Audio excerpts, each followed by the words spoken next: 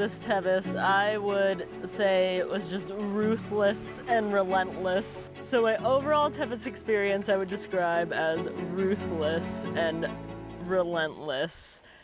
This was my first attempt and first time out on the trail, and it was just never ending. There was no spot where you could take a minute and breathe and think, oh, this is really easy, let's move along. No, you always had to be on it. You're going up or down or through something or over something.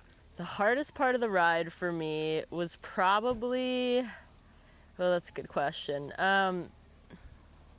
I mean, the canyons are famously hard, and they are that way for a reason. They were very intense, just all the way straight down and then all the way straight back up.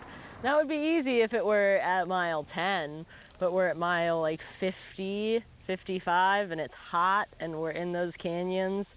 And I tailed up the first one, which was pretty steep.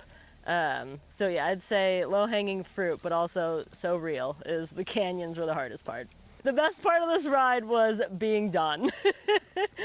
Finishing, completing, absolutely. It'll take a little while to forget how bad it was, and then I'll want to do it again.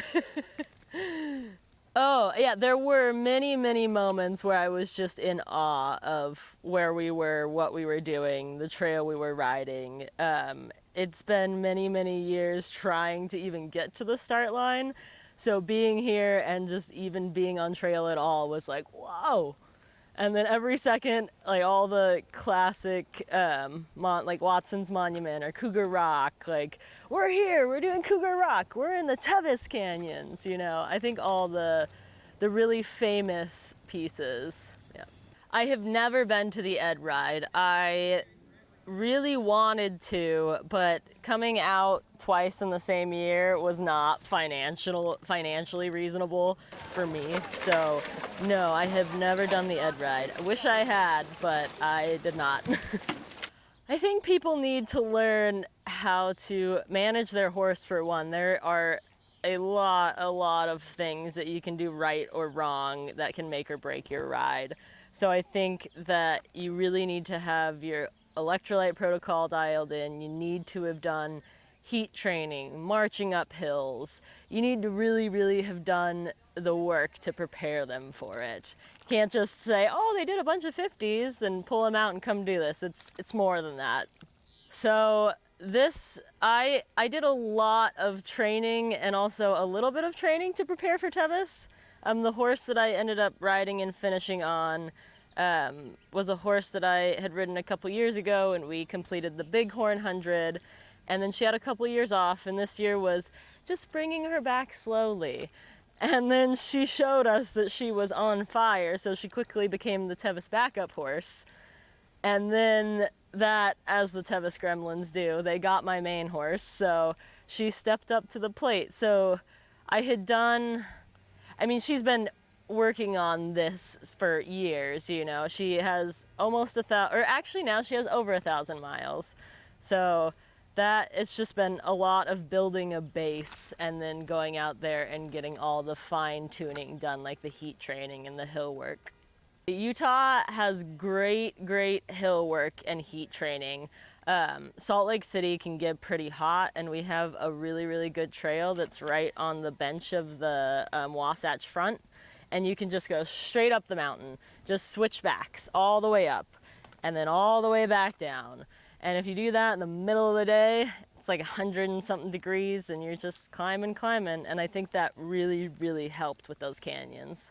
Yeah, all the training I did helped prepare me, and then also everyone scared the living crap out of me by saying how bad they were gonna be, and they weren't wrong. So I'm glad that I heeded their warning. When I hear Tevis, probably the first thing that comes to mind is Cougar Rock or the Buckle. I mean, those are the biggest iconic pieces in my opinion. Right now, I do not feel like doing it again anytime soon, and that's not to say that it was a bad ride or anything. I loved it. It was gorgeous out there. It was challenging, but I need a little while to forget how challenging it was. So I had a group of 4 people for my crew. one of them is my good friend that I've ridden many miles with, and we did the Bighorn 100 together. And then I had another good endurance friend who has completed the Tevis twice, so she was very experienced. And then I had two family members, my aunt and my mom. And my aunt is actually the one who got me into endurance when I was 8, 9 years old. So it was really, really nice to have a good crew, and they all worked really hard, meshed well together. They were on it. So to prep my crew for this event, I had to make a list, God forbid. I am not a very list-oriented, organized person, but everybody on my crew is. So I had to buck up and make a dang list and print it out even.